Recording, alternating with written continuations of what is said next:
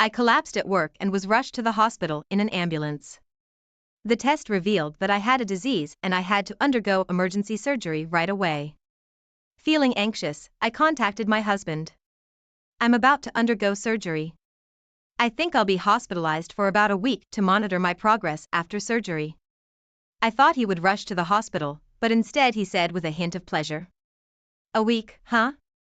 Well, you'll be safe in the hospital. This is a good opportunity for you to take a break. Suspicion rose within me, and I decided to check his credit card statements. Turns out he took advantage of my long-term hospitalization to go on a trip abroad with his mistress. I was livid. I'll show him what I've got. After the surgery, I showed a remarkable recovery and began to prepare for my revenge on Tom. I can't wait to see the look on his face when he returns from the trip. My name is Nancy. Tom and I have been married for 10 years. We are in a phase where we've become indifferent towards each other, almost as if we were part of the furniture. But I guess that's what marriage after 10 years is like. Since we don't have any kids, we both work at the same pace as when we were single and money is not a concern. I believed we would continue to live out our retirement peacefully. However, for a few years now, Tom has been acting strange. He never used to care about his appearance, but now he's suddenly concerned about how he looks. Hey, when did you get such fancy clothes? When I asked, Tom replied in an annoyed tone. What? Does it matter? I sometimes meet people from work outside the office. Not only that, he started buying clothes that younger people would wear and even started going to a trendy hair salon. I'm going to the salon for a bit. As he was about to leave, I couldn't help but stop him. Hey, where have you been getting your hair done lately? You used to go to the $10 barbershop near the train station. To which he replied in a grumpy tone. It's none of your business how I spend my money. You go to the salon, don't you? I'm not complaining. I just noticed that you're dressing up a lot lately. Maybe you just don't care enough about how you look. He was usually working late hours or out town on business trips, so I didn't pay much attention to when he came home. But lately, I noticed that when he came home late, he always smelled of perfume. Hey, this suit? It smells a bit. Kind of like a woman's perfume. When I interrupted him with that, Tom was visibly flustered. Oh, well, on the way home, there was a woman next to me on the crowded subway who was wearing a pretty strong perfume. Maybe that's what you're smelling. His excuse seemed fishy. His actions pointed towards one thing. Clearly, they were signs of infidelity. When I checked our bank account, our savings had been rapidly decreasing for the past few years. He was probably spending it on his mistress. Who was she? How should I find out the truth? And if he was indeed cheating, what should I do? As I thought about these things on my own, I gradually lost my appetite and became depressed. Then one day at work, I collapsed. Nancy, are you all right? I'm calling an ambulance now. As I was losing consciousness, I could hear the distant voice of my colleague. The next time I opened my eyes, I was in a hospital bed. I was probably under stress because of Tom. The doctor who examined me recommended that I be hospitalized for further tests, since I hadn't expected to stay overnight. I didn't have anything prepared and immediately called Tom. Hello, Tom. I collapsed at work today and was taken to the hospital by ambulance. An ambulance? What are you doing? Are you in hospital now? Yes, they want me to stay overnight for tests. It's nothing serious, is it? I think it's just stress. I couldn't say outright that it was because of Tom's affair, so I was vague with my words. Then Tom, sounding relieved, said this. Well, you've scared me there, so you're not coming home tonight, huh? Yes, the test results will come out tomorrow. All right, I got it. The hospital will provide everything you need, right? I don't need to come, do I? Huh, well, I guess it should be okay. But you'll come to hear the test results tomorrow, right? Huh? Do you need me there? I'm no expert. I won't understand anything they say. I don't want to hear the results alone. As I yelled that out, Tom reluctantly agreed to come to the hospital with me. The next day, when I heard the test results with my husband, I couldn't believe my ears. The doctor told me they are signs of a stroke, so we need to perform surgery immediately. When I looked at Tom next to me, he seemed just as surprised. Tom pondered for a moment, then asked the doctor, "So that means I can't go home today, right?" "Correct. We'd like you to stay in the hospital today, and we'll perform the surgery either tomorrow or the day after." "And how long will it take until she can be discharged?" "Well, it depends on your recovery after surgery, but probably about a week." "A week? I see. Okay." As we left the consultation room with heavy hearts, Tom said, "I'll make a phone call," and walked away. I could hear him talking with someone in the distance. "She won't be around for a week. This is an opportunity. Might as well." After finishing his call, Tom came back and hastily started getting ready to leave. I hurriedly tried to hold him back. Wait a minute. You're leaving already?" I wanted to talk more. "Talk? About what?" "We've heard everything from the doctor, haven't we? We just have to trust the hospital now. Seems like a good place, so don't worry. You should get some rest. Good luck with the surgery." He left those cheerful words for me, who stood there stunned, and Tom briskly left. Even though I called to him, the time of the surgery, he never answered. From that point, Tom never showed up at the hospital, and I had to go through the surgery alone, filled with anxiety. The surgery was successful, but days passed without a word from Tom, and he never came to the hospital. Our house phone went straight to voicemail, and his cell phone was unreachable. That reminded me of that phone call.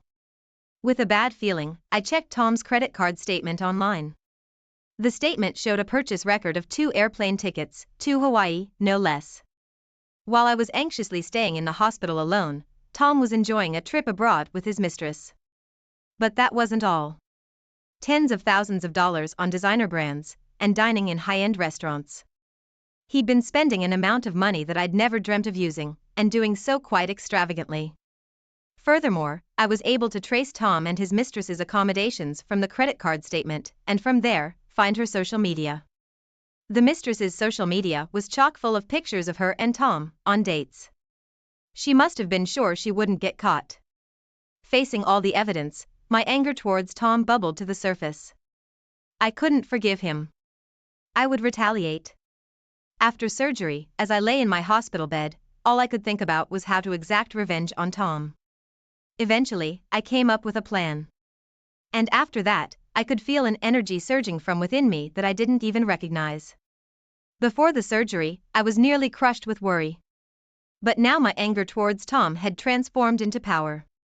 The only thing on my mind is getting better as soon as possible, so that I can carry out my revenge. Even the doctor who came to check on my post-operative progress was surprised. "Well, this is impressive. It's rare to see someone recover at this speed. Something happened?" With a faint smile, I answered. "There's something I need to do, so I wanted to get discharged as soon as possible." So, with a recovery speed that could only be described as miraculous, I was discharged earlier than expected.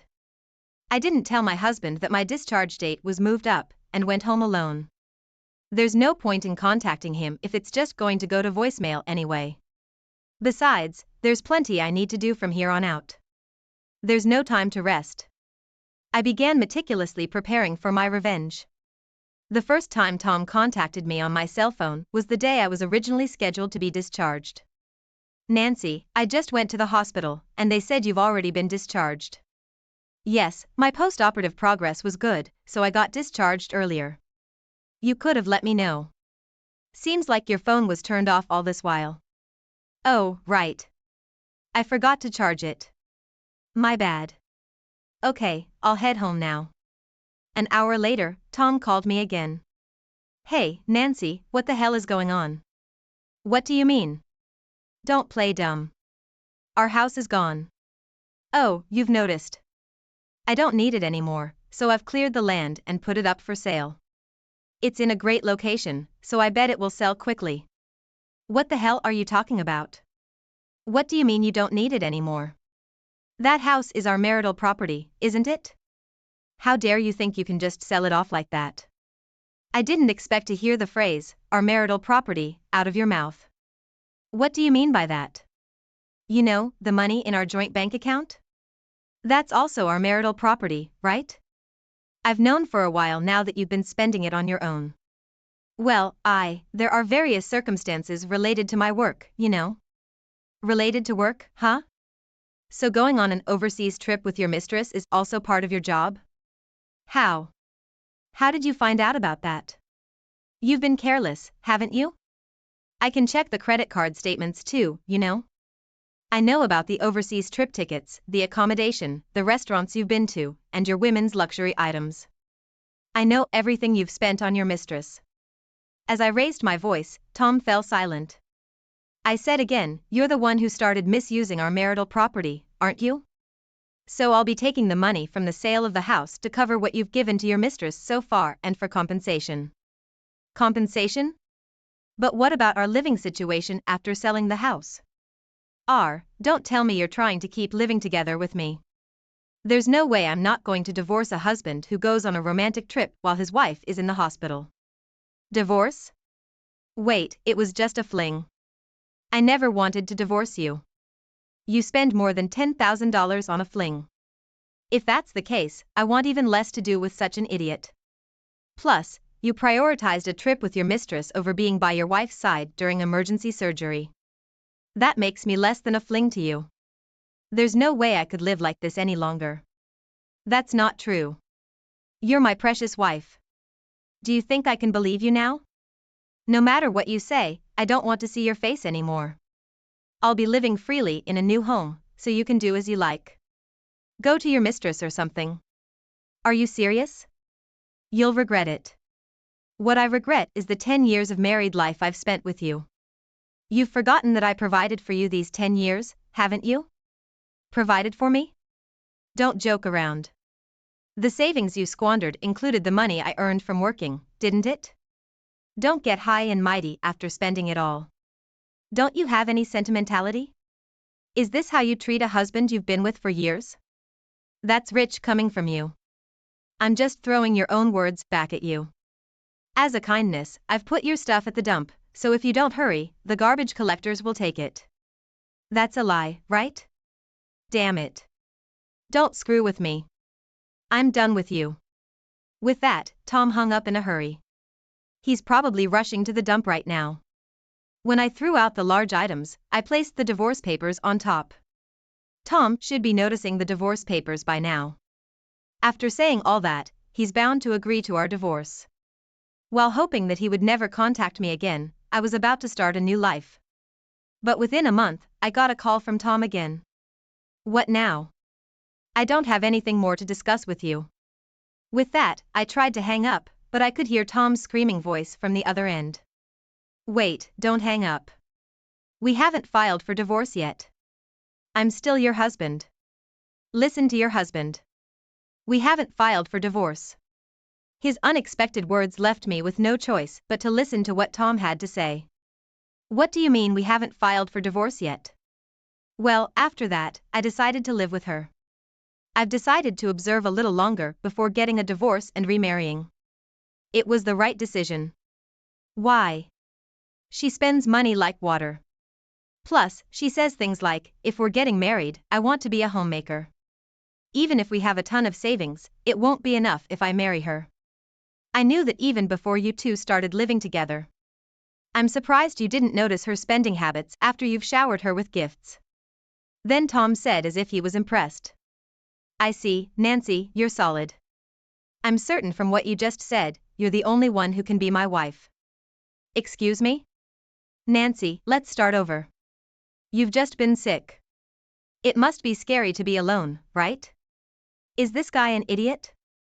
He won't understand unless I give it to him straight. I took a deep breath and raised my voice. Scary? How dare you say that? The most scared I've ever been was when I was alone in the hospital on the day of my surgery. Even when I was trembling with fear before the surgery, even when I was enduring the pain after the surgery, you weren't there for me. I'm really sorry about that. I wasn't thinking straight. It's not just that time, is it? After all this time cheating on me, how can you say that? A lot has happened, but I can't do without you. You feel the same way, don't you? That's why you've been with me for 10 years, isn't it? Stop talking nonsense. I'm certain that I can't continue with you after what happened. I can't even imagine spending my life with someone I can't build a relationship of trust with. So you don't want to give it another try? No, not at all. What about my feelings?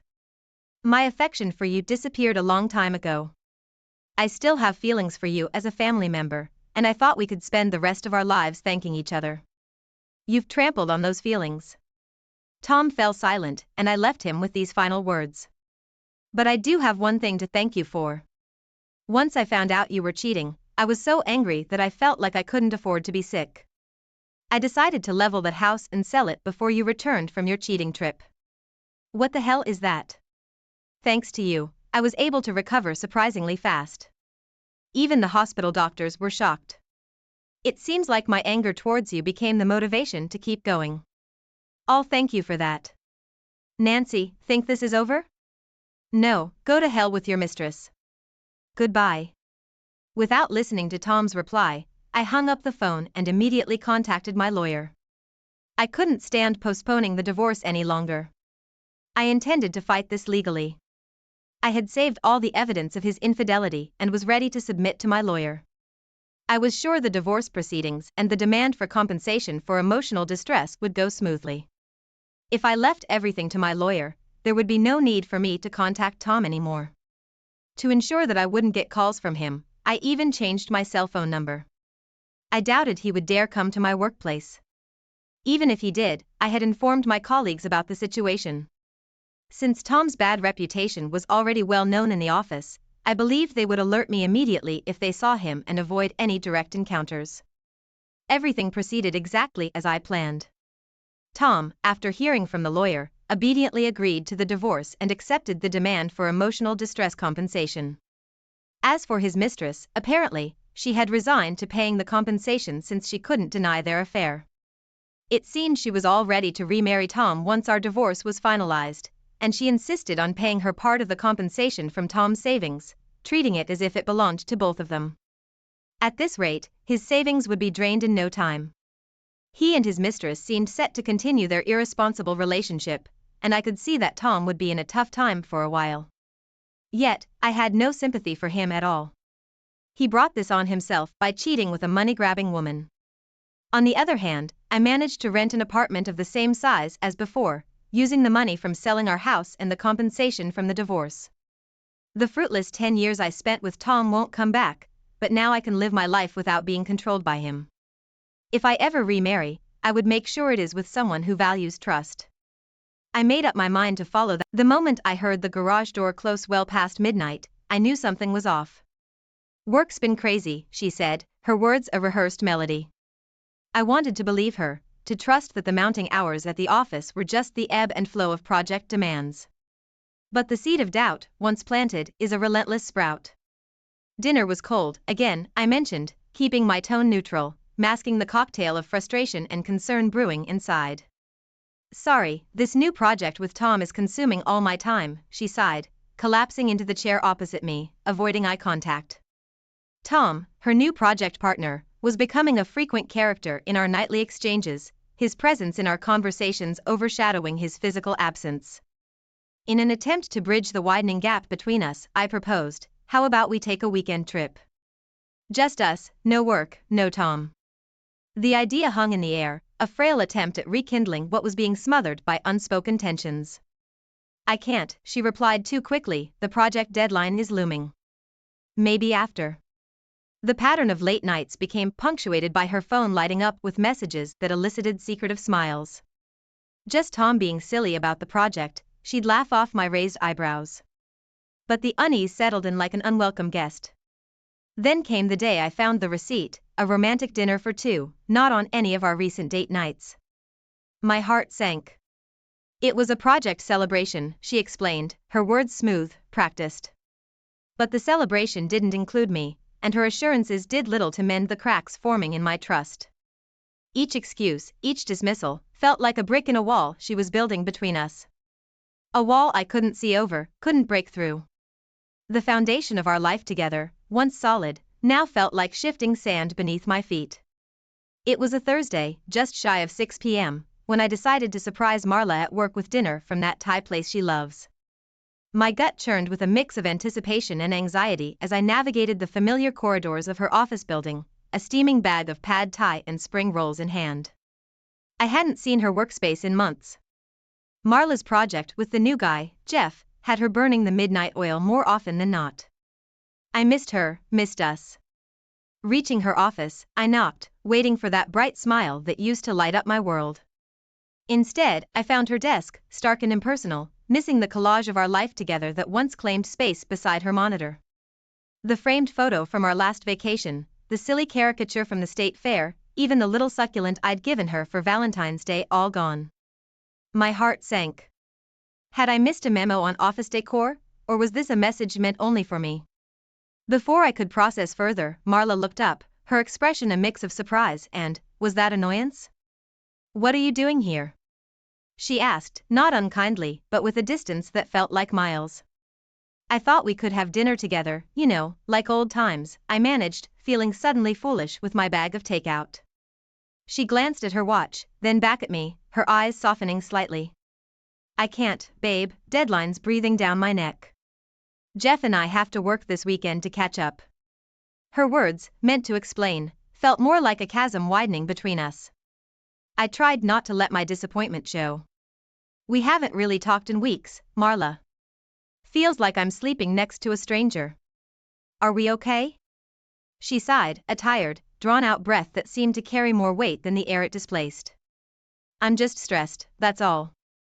We're fine. I'm fine. This project is just a lot." I nodded, though her words did little to ease the growing pit in my stomach. The ride home was a blur of streetlights and unanswered questions, the Thai food growing cold beside me.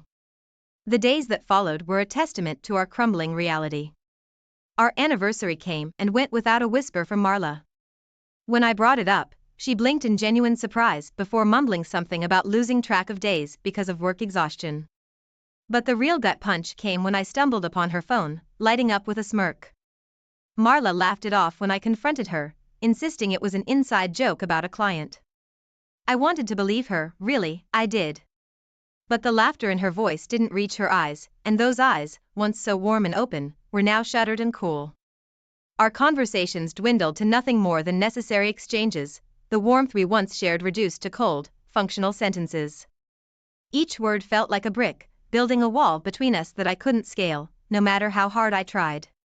I missed my wife, the woman I married, but she was slipping through my fingers, and I was powerless to stop it. The night was cooler than usual, a relief from the sweltering summer days we'd been having.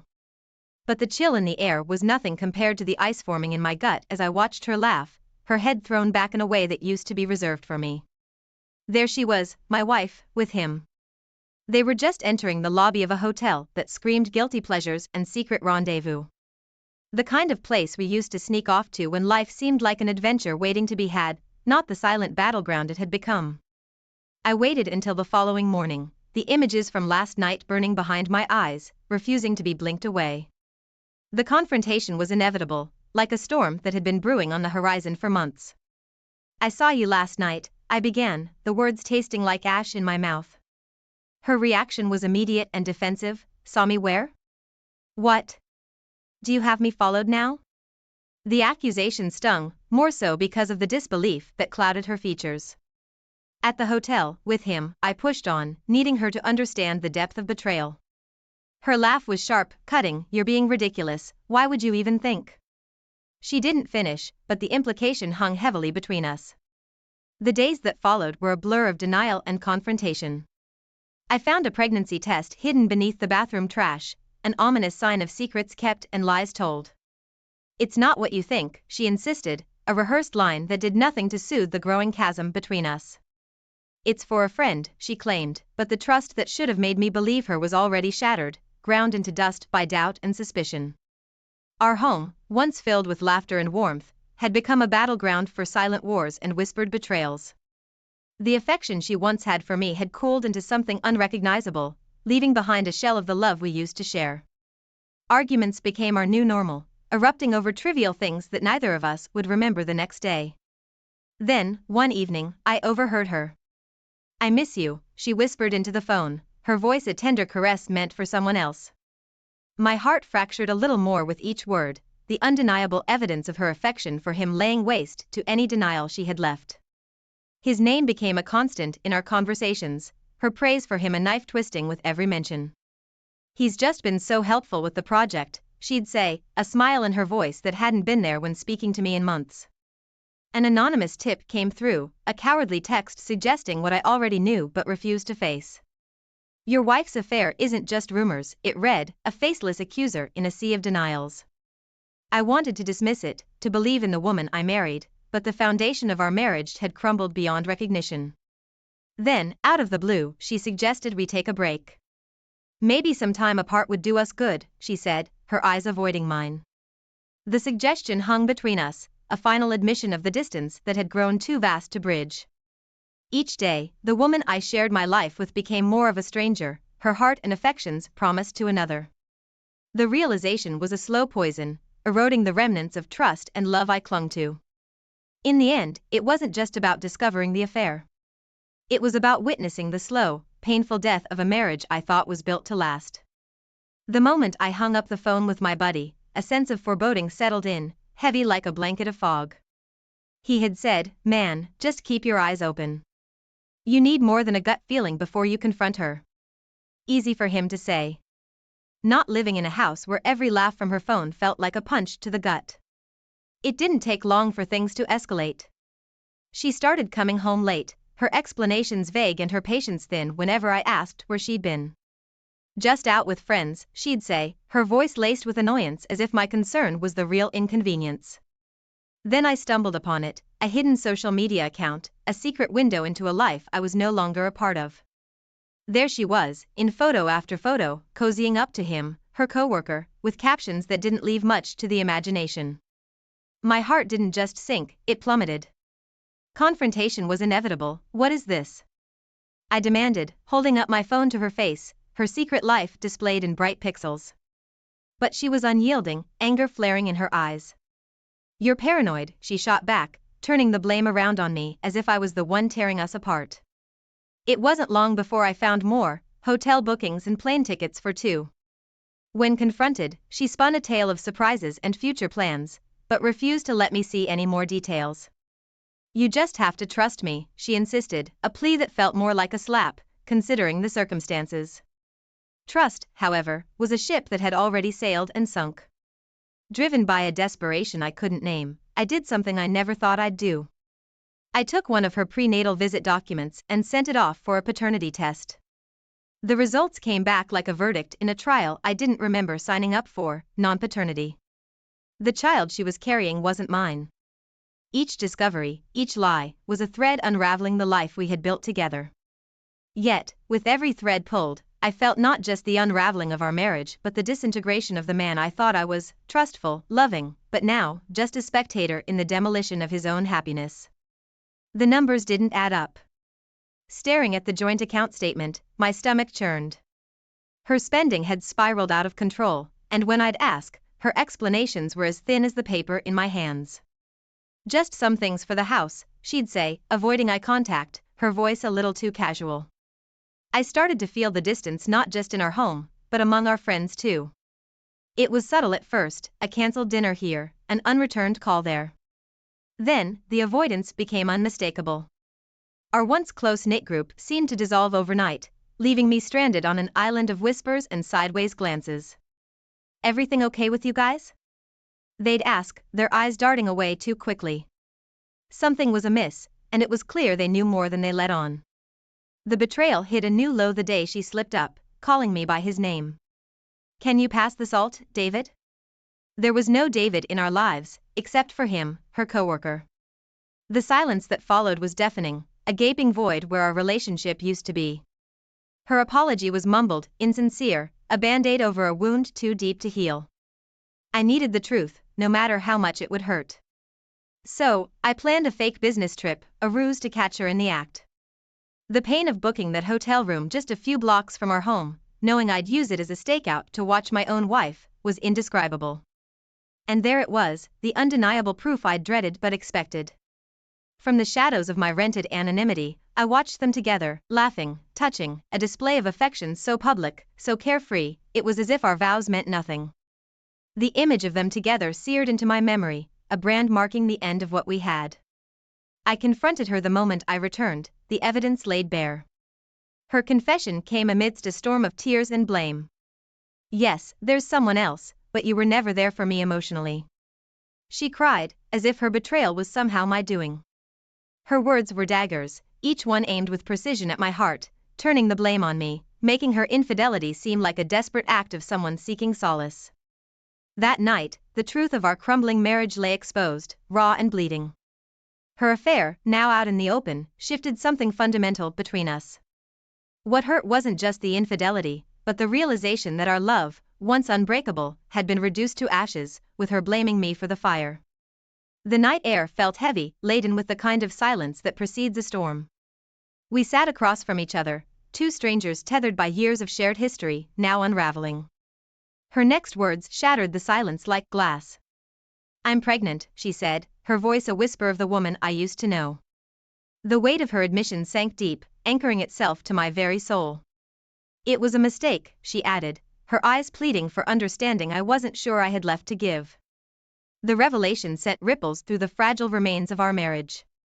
The coworker, the man who'd become an unwanted cornerstone of our lives, suddenly vanished into thin air, transferring to another city as if distance could erase his part in this tragedy. His denial of paternity was the final betrayal, leaving her alone in the mess we both found ourselves drowning in. In the wake of the chaos, she reached out, her proposal hanging between us like a lifeline she hoped I'd grasp. "Let's raise the child together," she suggested, a desperate bid for reconciliation. But the chasm her deceit had carved was too wide, too deep to cross. My refusal to entertain the thought marked the beginning of the end. Divorce proceedings were initiated, a formal acknowledgement of the irreparable fracture between us. Her reaction was swift, a transformation fueled by fear and desperation. She became hostile, her words sharp and merciless, threatening financial ruin if I pursued the divorce. The battle lines were drawn not just in court, but in the court of public opinion among our friends and family. Allegiances shifted, sides were taken, and the personal became painfully public. The scandal of her relationship with the coworker, now amplified by the pregnancy and our crumbling marriage, played out for all to see. The facade they had built crumbled, leaving behind a trail of destruction that spared no one, least of all her. Through it all, the realization that the love I once harbored had been replaced by a profound sense of betrayal and deception was the hardest pill to swallow. The process, marked by legal battles and public scrutiny, was a crucible, burning away any remnants of what we once had. In the end, the divorce wasn't just the dissolution of our marriage, but a liberation from a web of lies too tangled to salvage. The relentless buzz of the alarm clock pierced through the early morning silence, a cruel reminder of the day ahead. Lying in bed, the weight of the world felt heavy on my chest, a physical manifestation of the stress that had become my constant companion. My health had taken a nosedive, a casualty of the war that my life had become. Each day was a battle, not just in the courtroom, but within myself, fighting against the tide of emotions that threatened to consume me. Work became an impossible task. The focus and dedication that had once defined my career now eluded me, lost in a fog of anxiety and sleepless nights. My colleagues' concerned glances were a silent testament to my unraveling state, a stark contrast to the man I once was. In court, she wielded my deteriorating health and work performance like a weapon, a sharp blade aimed directly at my vulnerabilities. Her words painted me as unreliable, unworthy of the assets and rights we once shared. The emotional distress clouding my judgment, I made decisions that would haunt me, concessions that cost me dearly. The coworker, once a central figure in our tumultuous narrative, vanished from her life as swiftly as he had entered. His departure left her to navigate the storm of pregnancy and public scrutiny alone, a solitary figure in the aftermath of our shared destruction. In a twist that would have once seemed unimaginable, she came back to me, her pleas for reconciliation echoing in the empty space between us. "I've changed," she claimed, her eyes searching mine for a flicker of the love that had once bound us together. But the well had run dry, and I turned her away, the finality of our end cemented in the silence that followed. The fallout of our split rippled through the family, straining the bonds with my children, who struggled to find their footing in the shifting sands of our reality.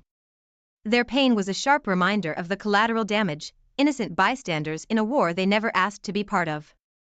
She faced a loneliness that mirrored my own, her social circles dwindling as friends chose sides, leaving her isolated in the wake of our public demise. Financial struggles followed, a bitter harvest of the seeds sown in our battles against each other. And so, I stood alone, the dust of our shattered lives settling around me. The victory in divorce felt hollow, a Pyrrhic win that cost me more than I was willing to pay.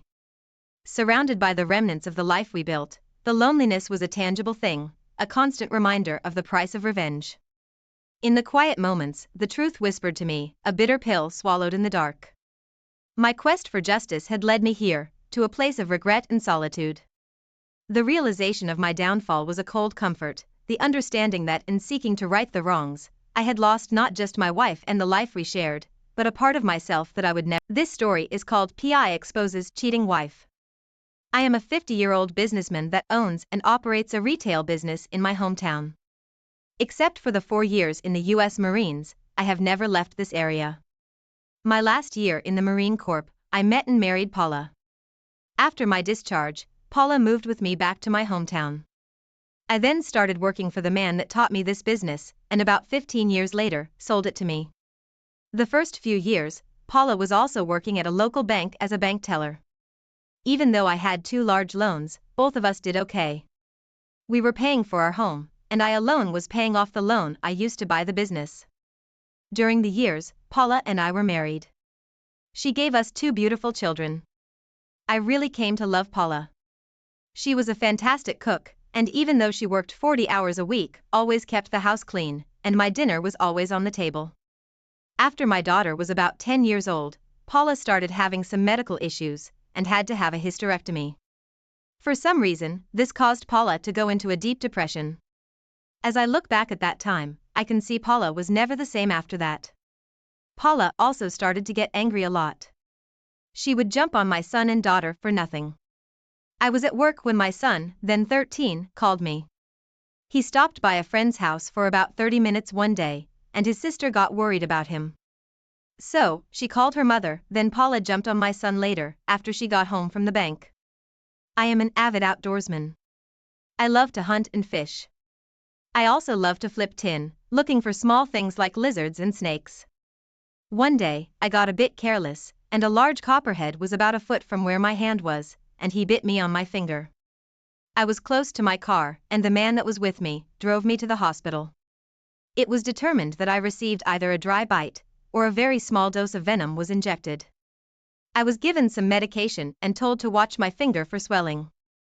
This happened on a Sunday afternoon. I was not able to locate Paula. When I told her what happened later, she exploded.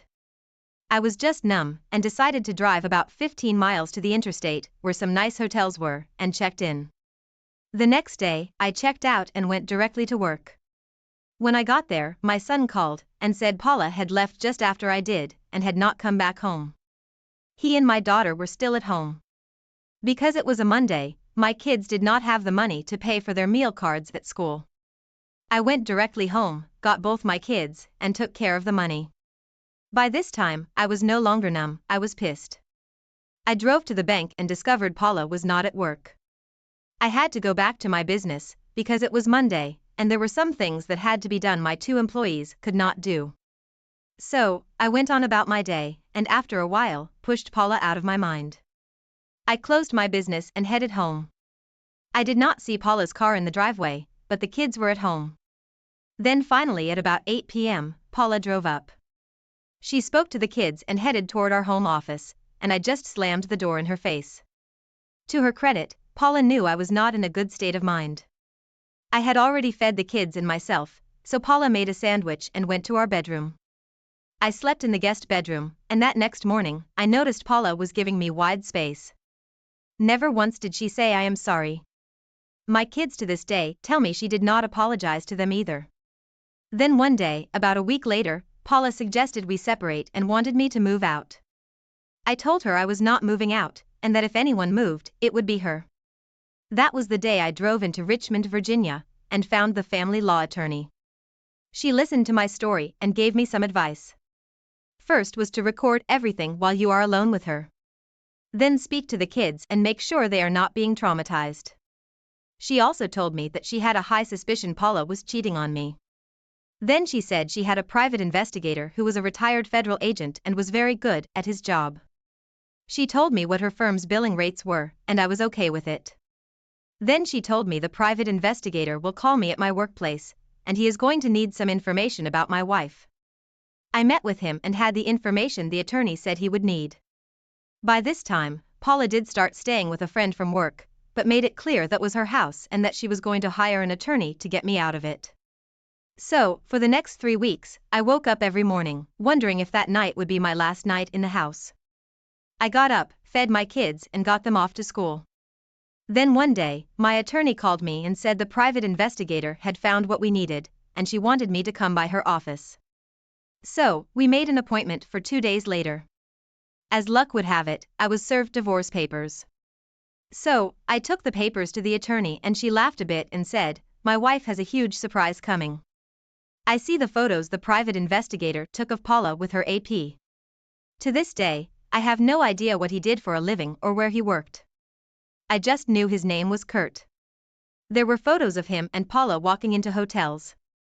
Somehow, this private investigator even got a copy of the hotel registration where they registered as a married couple. To this day, I have no idea how they pulled that one off because most hotels I know demand ID from all guests. So, Paula's attorney asked for and got an emergency hearing to have me forcefully removed from the house. This was before Paula or the attorney knew what my attorney had. That private investigator had gone to the kids' school and spoke to their teachers as well as the kids themselves. My attorney also had all the photos too. My attorney asked Paula's attorney for a short private chat about 15 minutes before our case was called.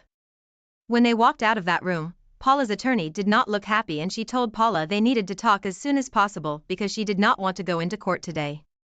After they spoke, all the smirk was gone from Paula's face. She went from boss to beggar in a matter of a minute, asked me for a chance to get back together. The attorney said she wanted to stop the case from going forward, but my attorney said, no, she would object to any motions before the court to do it. She assured the other attorney that a divorce was happening. So, the hearing came and Paula's attorney said a resolution had been worked out and the judge said, okay, talk to me about this resolution. I was sitting about 2 feet from my attorney and could hear her very lightly humming the funeral march as her hand covered her mouth. Paula's attorney said that new information has come in that renders the request moot. Here is what my attorney said happened. This judge was known as a judge that will hang a man by his privates and divorces. This judge would have loved to force me out of my home. So, the judge wanted to know what that information was and if they were going to ask for a dismissal of the case. As Paula's attorney was talking to her, my attorney stood up and said several sentences in Latin and the judge said, okay, and told both of us that his clerk will let the attorneys know when the final hearing will be. When I got home, Paula was already there. She was on her knees begging me to forgive her and let's go to marriage counseling for the sake of the kids. I refused, also told her to get the hell out of my house, that I would burn it to the ground before her cheating ass would ever stay there again. We later learned the date of the hearing. However, my attorney had to file for and was granted an order for Paula to stay out of my home and business. One thing about my attorney, she knows her stuff and does due diligence when she asks for a court order. This judge granted it because Paula ignored the summons to court. Paula during the hearing was only asking for a chance to be a wife again. She stated she had broken it off with her AP and just wanted to have her family back again. When the time came for my attorney to present her case, the first person called was the private investigator. She asked him where he was the night before this hearing. He said, observing my wife with the same man she had been seeing. This private investigator, when he takes a photo, always lays the day's newspaper in the photo. He had a photo of them kissing with the Richmond paper from the day before in clear sight. The judge told Paula he was granting the divorce on grounds of her adultery and was awarding her nothing. The kids had already told the judge who they wanted to live with. I had to settle with Paula for her part of the house. I also got a few bucks for child support that I honestly just gave to the kids. My world today is my business and my kids. I do have a wonderful girlfriend. Paula finally moved back to her hometown in California. I allowed the kids to fly out there to see her during the summer and on either Christmas or Thanksgiving. Today they are grown. I honestly don't know what happened to Paula that made her blow up our marriage. Last year, my daughter did one of those DNA things and through it determined she was in fact mine. My kids live in the same hometown I have lived in all my life. I asked both if they held any hostility toward me for not taking their mom back. My son said he did at first, but now knows I did what was best for all three of us. My wife, 30, comes from a humble background. Her father is an alcoholic, so her mother worked hard all her life to make ends meet. I, 30, am from a more privileged background. All in family are PhDs. We were different, but when we met in 19, I was in love. She was my first serious relationship. For the first 6 years, we had a long-distance relationship as I was studying abroad. I moved back and we moved in together. 4 years later, we tied the knot. After about 1 year of marriage, I found out she had been having an affair with her boss at a major marketing firm with a senior partner. I also found out that before the marriage, she had a one-night stand with someone and she also met him for some dates. She also maybe got pregnant and asked this one-night stand for some cash. She says she had an affair with her boss because she enjoyed the perks and was getting on the fast track for promotion. He gave her expensive gifts, attention, and time. This started around our wedding, where the pressure of our wedding costs was weighing on her as I was basically taking care of it all. She says she tried to end things, but he threatened to fire her and also beat her.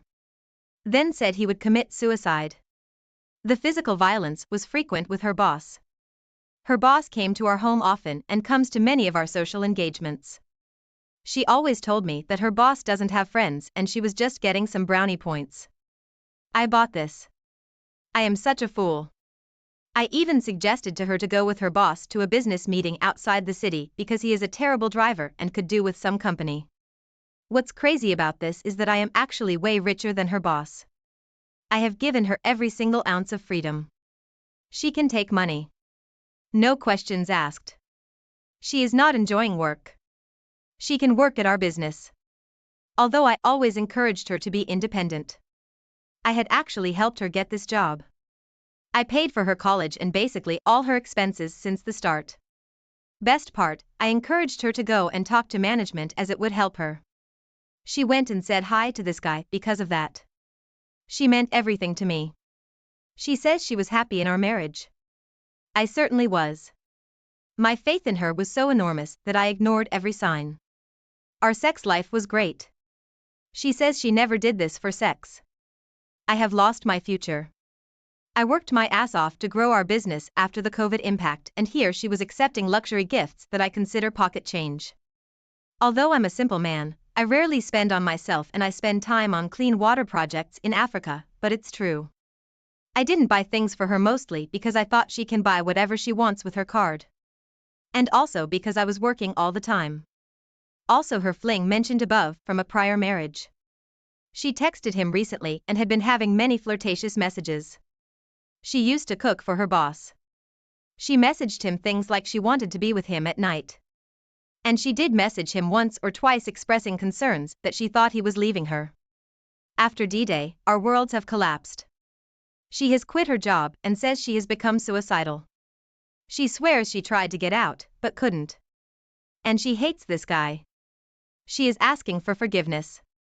If I can take her back, I can't trust her or maybe anyone ever again. Update 1 D-Day. She came home after one of her office parties. She was completely drunk at 3 in the morning. She started mumbling. She wanted kids. I asked her who dropped her off. It was her boss. Something snapped in me and checked her phone, found out her workplace. This company she works for is awful.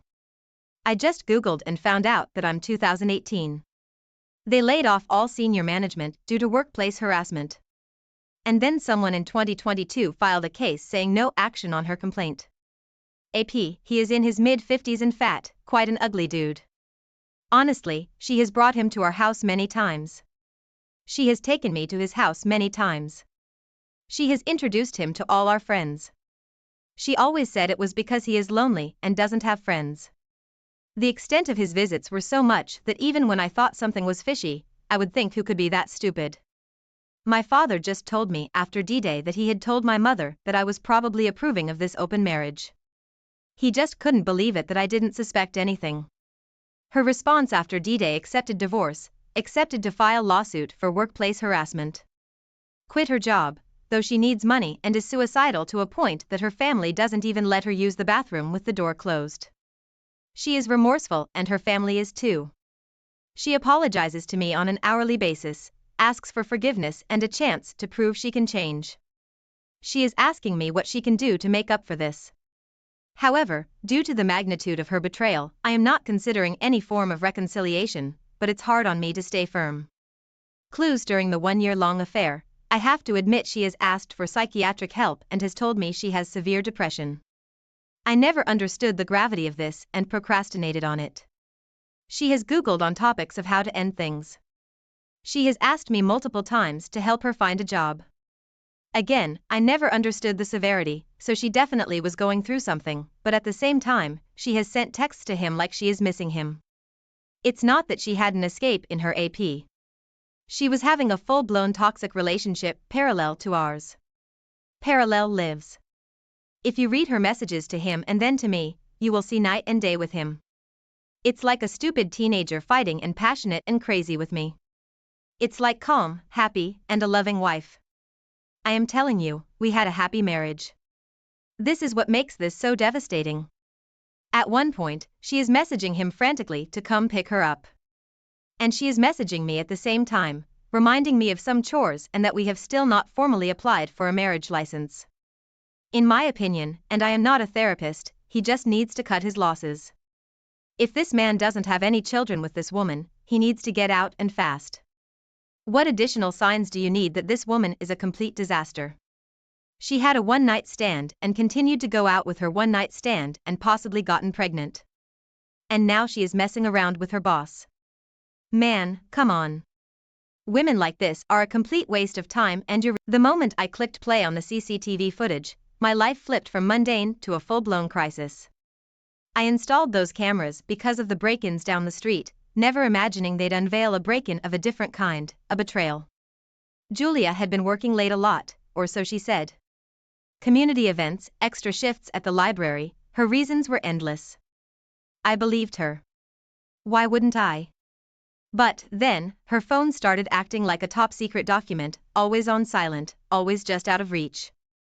That nagging doubt started to eat at me, whispering louder each day, something's off. That evening, the alert pinged on my phone. Motion detected in your living room. Expecting to see a stray cat we'd been feeding, what I saw instead gutted me. There was Julia, my Julia, laughing and leaning into a kiss with someone who definitely wasn't me. His name, I'd later learn, was Thomas. The scene, seared into my memory, replayed on multiple nights' footage. I felt like I was suffocating, my heart squeezed by a vice of betrayal. But I needed undeniable proof, something concrete. Digging through her purse felt like the ultimate betrayal on my part, yet the receipts for dinners, the little gifts, the hotel bookings screamed the truth I couldn't deny any longer. The confrontation was inevitable. Julia, we need to talk, I said, my voice a mix of rage and heartbreak as I confronted her with the evidence. The woman I loved, the woman I trusted, crumbled before me, tears streaming down her face. I'm so sorry, Mike. It was a mistake, it meant nothing, I swear. Her pleas for forgiveness, her admissions of a mistake, they clashed with the cold, hard evidence of her betrayal. My world, once secure and predictable, had shattered into a million pieces, each reflecting the lie my life had become. The lock clicked into place with a finality that echoed the shattering of my trust. I'd just kicked Julia out, the woman I pledged my life to, because she decided ours wasn't enough. Standing in the doorway, watching her plead through tears, I felt a mix of anger and heartbreak. Please, Mike, we can fix this, she sobbed, but her betrayal was a chasm too wide to bridge. There's nothing left to fix, Julia, I said, closing the door on us, on everything we'd built. Driven by a fury I couldn't quench. I did something I never thought I'd do. I sent the CCTV footage to Thomas's wife. If my world was going to fall apart, I wasn't going down alone. The fallout was immediate and explosive. Thomas confronted me the next day, his face a mask of rage. You've ruined my life, he bellowed, shoving me hard against my car in the company parking lot. My coworkers' eyes were on us, a mixture of shock and curiosity painting their faces. It didn't take long for fists to fly, for the accumulated pain and betrayal to manifest into physical blows. We were a tangle of rage and desperation, fighting for all we'd lost, until the wail of police sirens broke through the haze. Handcuffed and humiliated, we were carted off for public disturbance, a new low in my rapidly unraveling life. The news spread like wildfire, a juicy scandal for our small community to feast on. "Did you hear about Mike and Julia?" became the whisper on everyone's lips, a stain on our reputations we'd never wash off. Julia, caught in the crossfire of our private war, lost her job at the library. The place she loved, her refuge from the chaos of our failing marriage, gone because of the scandal.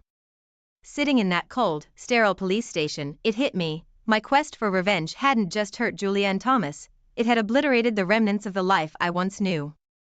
The cost of my anger was higher than I'd ever imagined, leaving me to wonder if any of it was worth it. The world seemed to shrink around me, my life condensing into a single, burning focus. Revenge. It consumed me, gnawing at the edges of my sanity, pushing away the friends who tried to pull me back from the brink. "Mike, this isn't you," they'd say, but they didn't understand. The betrayal wasn't theirs to forgive. Julia, meanwhile, found refuge with a friend willing to overlook her transgressions. I knew because I couldn't help myself. I tracked her, watched her, desperate for some sign of remorse, some indication that she felt even a fraction of the pain she'd inflicted on me. But life, it seemed, moved on for her. She even landed a job at a bookstore, a fresh start I begrudgingly acknowledged she was entitled to. Work became an afterthought, my performance slipping through my fingers like sand. The warning from my boss jolted me, a stark reminder of the real-world consequences of my vendetta. "Shape up, Mike, or you're out." His words echoed in my head, a lifeline I wasn't sure I wanted to grasp. In the midst of my self-imposed exile, a mutual friend, playing the peacemaker, suggested counseling. "It could help you both," she urged, her optimism a stark contrast to my bitterness. But the thought of sitting across from Julia, discussing our feelings as if they could mend what was broken, was unbearable. I refused. Then came the letter, Julia's handwriting unmistakable on the envelope. I didn't need to open it to know its contents: apologies, pleas for understanding, maybe even the offer of friendship. It didn't matter, into the fire it went, the flames consuming her words, her apologies turning to ash. When word reached me that Julia was seeing someone new, it was as if the final piece of my resolve snapped. The injustice of it, her ability to simply move on and find happiness while I was stuck in this endless loop of anger and retribution, was maddening. My friends' warnings, my boss's threats, even Julia's attempts at reconciliation, all faded into the background, overshadowed by a resurgence of bitterness and a renewed desire for revenge. The world I'd known, the life I'd built, was unrecognizable now, transformed by a cascade of choices driven by betrayal and a quest for vengeance that promised no satisfaction, no matter the outcome. I never thought I'd be the guy sculpting around in the dead of night, fueled by a toxic mix of rage and despair. Yet, there I was, key in hand, etching my hurt into the paint of Julia's car. It was a moment of madness, a tangible mark of my pain, but as the first light of dawn caught the gleam of the scratched metal, reality crashed down on me. The act, meant to deliver a final blow to Julia, was instead captured in high definition by the watchful eye of a CCTV camera perched innocently above. The police didn't knock, they banged, a relentless sound that matched the pounding in my head.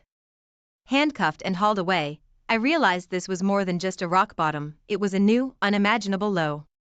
The job that I'd clung to, the last vestige of my previous life, vanished with my arrest, leaving me adrift in a sea of my own making. Meanwhile, Julia found solace in the arms of another, her happiness blossoming even as mine withered. The irony wasn't lost on me. In my quest to make her feel a fraction of my pain, she had moved on, leaving me to wallow in the consequences of my actions. The news of Julia's decision to leave the city with her partner was a cold splash of reality. My actions hadn't anchored her to me, they had severed the last ties that bound us. In a last-ditch effort to salvage a shred of dignity, I went to her, a man broken by his own doing. "Julia, please, I'm sorry," I stammered, standing at her doorstep, a place I once called home. But the door that opened wasn't the gateway to forgiveness I'd hoped for. Julia, stronger and more resolved than I'd ever seen her, didn't hesitate. Mike, it's too late. I've moved on. You should, too. Watching her drive away the next morning, the finality of our severed ties hit me with the force of a freight train. The love of my life, the woman I vowed to protect, was gone, leaving me with nothing but the ruins of the life I'd destroyed. The road to redemption seemed insurmountable, a path marred by the wreckage of my own making. As her car disappeared into the distance, a sobering thought settled in my heart. The cost of my actions was far greater than I ever imagined, a price paid not in moments of anger, but in the endless stretch of what remained of my life. The night I found myself alone, staring at the empty walls of what used to be our bedroom, the weight of my actions finally sank in. It was in that hollow silence, with the echo of my mistakes for company, that I realized something had to change. I was at rock bottom, jobless, friendless, and now, without the woman I once vowed to spend my life with. The path to self-destruction I'd walked down on had led me here, and it was time to find my way back.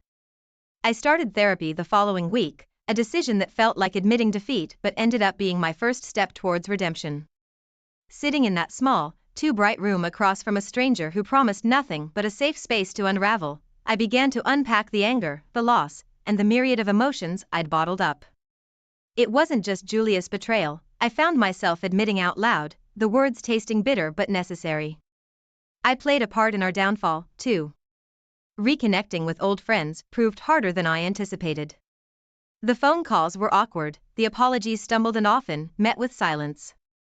I'd burned bridges, acted out in ways that left deep scars, and while some offered cautious forgiveness, others were not so willing to forget. It was a tough pill to swallow, acknowledging the friendships I'd sacrificed on the altar of my vengeance. In search of an outlet, a way to make sense of the chaos I'd created, I started a blog. Typing out the first post felt like speaking into the void, but as I continued to share my journey, raw and unfiltered, the void began to talk back. Comments trickled in, from people who'd been through their own battles with betrayal, with revenge. There was solace in our shared experiences, a community of strangers finding comfort in each other's stories. News of Julia's engagement reached me through the grapevine of mutual friends, a bittersweet pill that forced me to confront the final remnants of what could have been. She was moving on, finding happiness in a new life far removed from the wreckage of ours. It stung, yes, but beneath that sting was a flicker of something else, hope. Hope that moving forward was possible, not just for her, but for me too. As I continued to write, to reflect, and to heal, my blog morphed into something bigger than my own story. It became a beacon for those navigating their own dark waters, a reminder that redemption was within reach if you were willing to work for it. And as Julia built her future with someone else, I began to construct one for myself, grounded not in revenge or regret, but in understanding, forgiveness, and the promise of new beginnings. The day I walked into the local charity to volunteer, it was like stepping into a different world. A world where my past mistakes and heartaches didn't define me. Here, I was just Mike, a guy trying to make a difference. It felt good, real good. Helping out at the shelter, seeing the direct impact of my actions on others' lives, it gave me a sense of purpose I hadn't felt in a long time. It was during one of these volunteer shifts that I met Anna. She was different from anyone I'd known, her kindness and genuine interest in those around her drawing me in. We started slow, coffee dates that turned into long walks, conversations that delved deeper than I'd gone in years. She knew my story, the blog made sure of that, but she saw beyond it, to the man I was becoming. For the first time in a long while, I allowed myself to entertain the possibility of love again. Then, out of the blue, Thomas reached out. The last person I expected to hear from, yet there he was, on the other end of the line, his voice heavy with his own burdens. "Mike, I need advice," he said, a vulnerability in his tone I'd never heard before. We met up, two men linked by a shared history of mistakes and consequences. Our conversation was long and raw, filled with admissions of fault and the desire to change. I shared my journey, the painful process of letting go of anger and moving towards forgiveness. It was cathartic, speaking to someone who understood the depth of the pain caused by betrayal. Thomas left that meeting with a resolve to fix the bridges he'd burned, inspired by the changes he saw in me. It was a reminder of how far I'd come, not just in healing myself but in reaching a place where I could help others on their path to redemption. That encounter led me to start a support group for men grappling with betrayal in the lure of revenge. What began as a handful of guys sitting around a coffee table, sharing their stories, grew into something larger. We became a community, a place where men could come to find understanding, support, and a way forward. The support group's growth was a testament to the need for a space where men could express their vulnerabilities and work through their pain without judgment. It was rewarding, watching the group evolve, seeing firsthand the healing power of shared experiences and mutual support. Through volunteering, finding love, connecting with Thomas, and starting the support group, my life had taken a turn I never anticipated. Each step forward was a step away from the man I used to be, towards a future filled with hope, love, and the promise of new beginnings. The day I realized I was genuinely happy again, it hit me like a burst of sunlight through a long overcast sky. There I was, laughing and planning a future with Anna, a woman who walked into my life when I was convinced I'd never find love again. Our relationship wasn't just about the romance, it was built on a foundation of trust, open communication, and a deep understanding of the value of second chances. We'd been through our respective storms, but together, we found our calm. The moment I proposed to Anna, it was nothing like the grand gestures you see in movies. It was intimate, just us, in our little living room that had become a home filled with love and new memories. The simplicity of it all underscored the profoundness of our journey. "Will you marry me?" I asked, my voice steady but my heart racing. Her yes was a whisper, but it echoed like a shout of joy in my heart. Meanwhile, Julia had found her own path to happiness, marrying her partner in a ceremony in her new city. The news reached me not as a sting, but as a soft closure to a chapter-long close. She deserved happiness, just as I had found mine. Reflecting on the past, I realized the journey from the depths of despair to where I stood now was not just about moving on, it was about transforming my pain into something positive. My blog, once a personal outlet for my anguish and regret, had morphed into a lifeline for others grappling with their darkness. Compiling those entries into a book felt like the next step, a way to reach out and offer hope on a larger scale. The book's success took me by surprise. It became a bestseller, resonating with people far beyond my initial circle. Speaking engagements and workshops followed, allowing me to advocate for mental health and the healing power of forgiveness. My story, once a source of personal shame, had become a beacon of hope for others. Then came the day Anna and I welcomed our child into the world, a tangible symbol of new beginnings and the love that had grown between us. Holding our baby for the first time, I felt the last remnants of my old self slip away, replaced by a man who had learned, grown, and was ready to embrace this new chapter. In the quiet hours of the night, with my family asleep, I penned a letter to Julia. Not to send, but to articulate the final piece of forgiveness and let go of any lingering resentment. It was my way of acknowledging our shared past, thanking her for the lessons learned, and officially closing that door to open another fully to my future. As I sealed the letter, placing it in a drawer, a sense of peace enveloped me. I was ready to move forward, not just for myself, but for Anna, our child, and the many lives I hoped to touch with my story. My journey from despair to redemption was complete, but the path to helping others had just begun. With hope, gratitude, and a heart open to all the possibilities the future held, I stepped into the dawn of a new day, ready to write the next chapter. The day kicked off just like any other Tuesday. Sun streaming through the blinds, coffee brewing in the kitchen, and there was Erica, my wife, acting a bit jittery. She was fiddling with her phone, her thumbs dancing over the screen faster than a pianist in a concert. I, Danny, strolled in, humming some tune from the radio, and bam! She hit her phone quicker than a cat spotting a cucumber. Odd, right? I didn't dwell on it much then. Chalked it up to her being her usual secretive self. But then she hits me with this story, her mom's sick, apparently. Needs to visit her, pronto. I'm not heartless, you know? Despite the little phone incident, I felt for her. Her mom's a sweet lady, makes the best pecan pie in the county. So, there I was, trying to be the good guy. I remember reaching into the closet, pulling out this sleek Zara bag I had snagged during a sale. Thought it'd cheer her up. Here, I said, handing it over. Something to make your day better. But Erica, oh boy, she looked at that bag like I'd handed her a box of expired chocolates. This? Danny, this is too cheap, she scoffed. Her nose scrunched up like she'd smelled something foul. I won't lie, that stung. I'm not Mr. Moneybags, but I try, you know? I brushed it off, though. Kept the smile plastered on my face. All right, if you don't like it, no biggie, I said, taking the bag back. Inside, my heart sank a bit, but hey, that's marriage for you, ups and downs. She left in a hurry after that, barely a goodbye. And there I was, standing in our little living room that suddenly felt too big, holding a rejected Zara bag. The morning sun didn't seem that bright anymore. I shook it off, went about my day. Work was the usual, numbers, meetings, coffee that tasted like burnt toast. But Erica's phone thing, it nagged at me, like a splinter you can't get out. Why hide it, why the rush? I kept turning it over in my mind, like a detective mulling over clues. But life's not a detective novel, is it? Sometimes a hidden phone is just a hidden phone. Or so I thought. That evening, the house felt empty. Erica didn't come back from her mom's. I tried calling, but it went straight to voicemail. Hey, it's me, just checking in, hope your mom's okay, I said to the beep, feeling like a guy talking to a brick wall. I ended up microwaving some leftovers, plopping down in front of the TV. Some sitcom was on, but the laughs didn't reach me. My mind was stuck on that morning, the hidden phone, the rejected gift, Erica's rushed exit. Little did I know, that was just the beginning. The first piece in a puzzle that was about to turn my world upside down.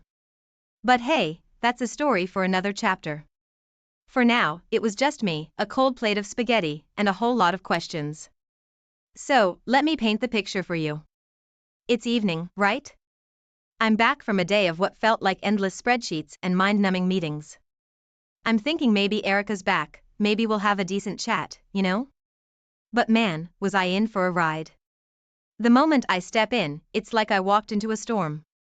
Erica's there in the kitchen, arms crossed, looking like she's ready to go 10 rounds in the ring. And then she starts, it's like a dam bursting.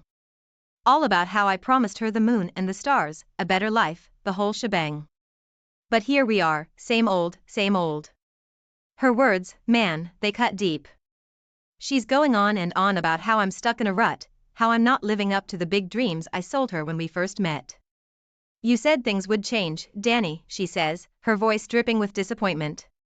But look at us, nothing's different.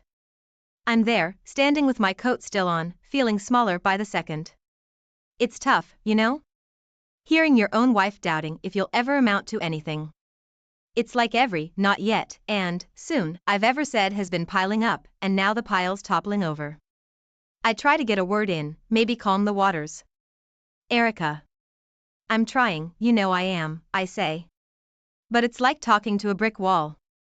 She's got this look in her eyes, this mix of anger and, I dunno, disappointment? And then, she hits me with the kicker. I'm tired of waiting, Danny. Tired of empty promises. Her voice is cold, like a winter chill. I want more, and I don't know if you can give it to me. That stung. Felt like someone had socked me in the gut.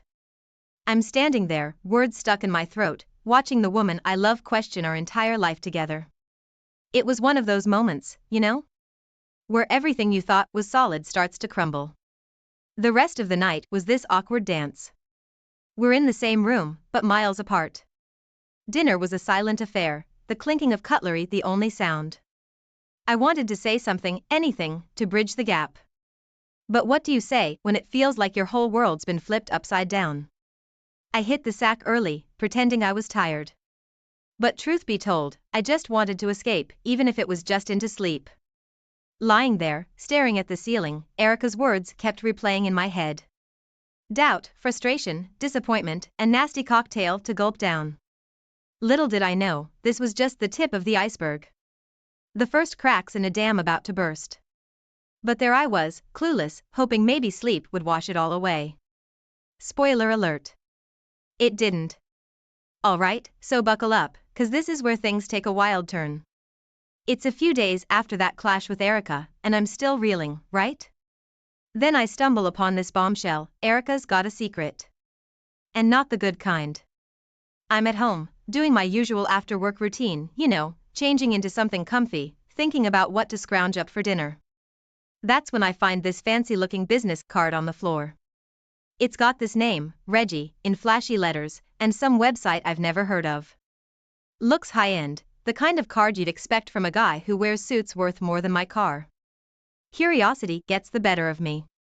I hop on my laptop and check out this website. And there it is, in all its gaudy glory, a sugar daddy site. My heart's doing this weird drum solo in my chest as I piece things together.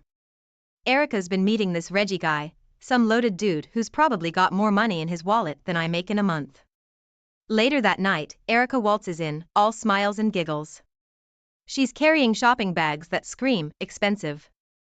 I can't help it, I ask her about it. And she spills, like it's no big deal. Oh, Reggie got them for me, she says, her eyes shining. He knows how to treat a lady. Not like our bargain bin lifestyle. Man, it felt like a slap to the face. She's going on about how Reggie showers her with gifts, takes her to fancy places, the whole 9 yards. Stuff I could never afford on my salary.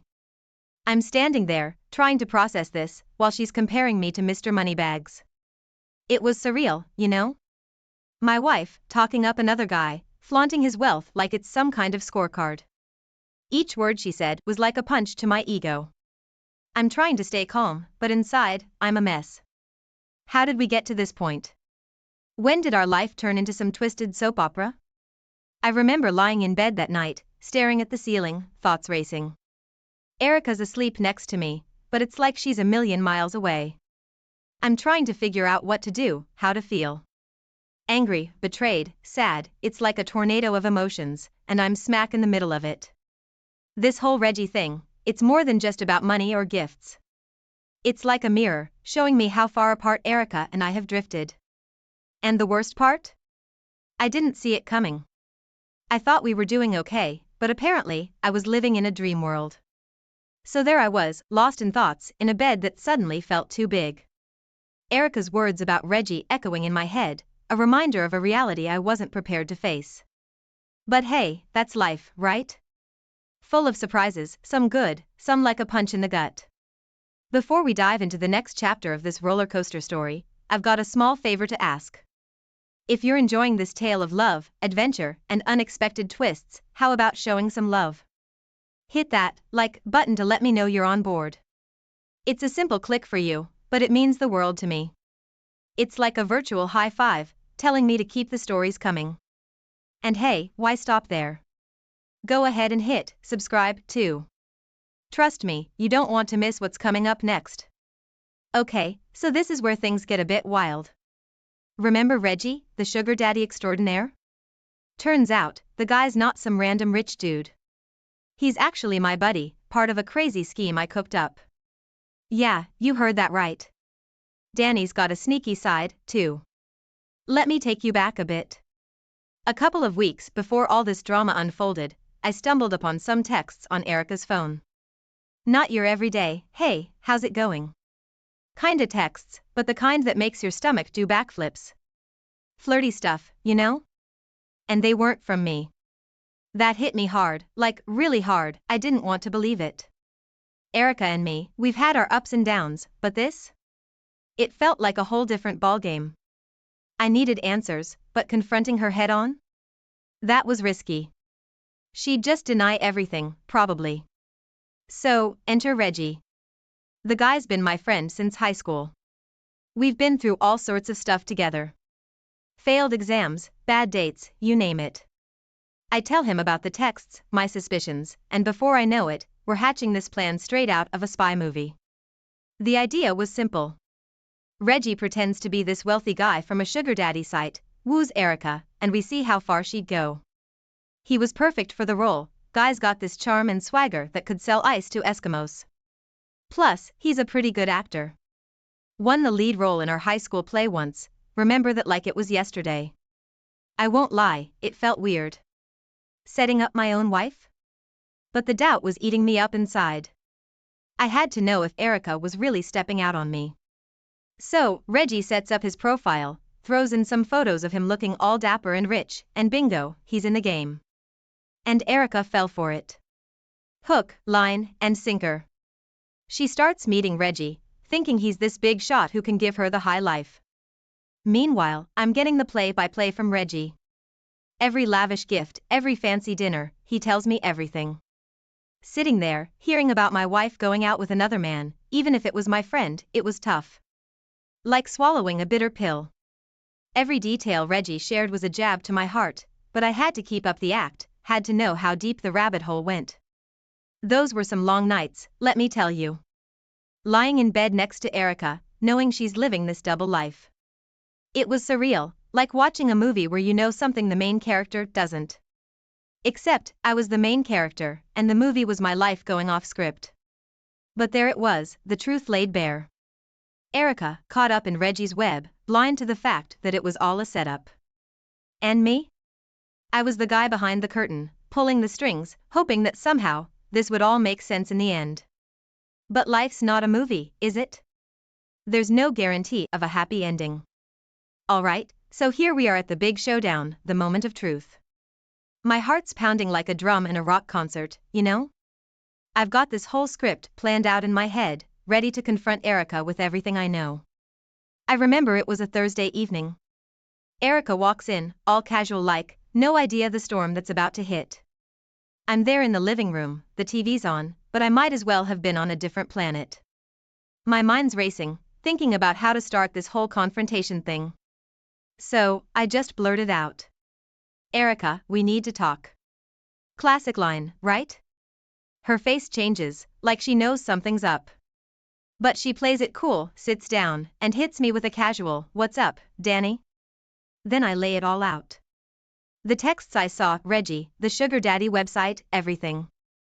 I'm watching her face for any sign of guilt or shock, but guess what? Nothing. She's as cool as a cucumber. And then she hits me with it, the blame game. Danny, if you made more money, maybe I wouldn't have looked elsewhere. Just like that, no remorse, no apologies. As if it's my fault she's stepping out. Man, that stung, felt like a punch in the gut. But I had an ace up my sleeve. I tell her about my recent promotion at work, the big raise that came with it.